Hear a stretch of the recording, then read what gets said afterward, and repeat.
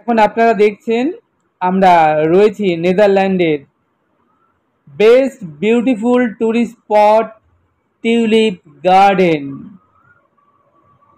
আপনারা আমাদের সঙ্গে জুড়ে থাকুন আর ঘরে বসেই দেখতে থাকুন ইউরোপ ট্যুরের এই ছোট্ট সুন্দর সুন্দর ভিডিওগুলো। আশা করব আপনাদের খুব ভালো লাগবে।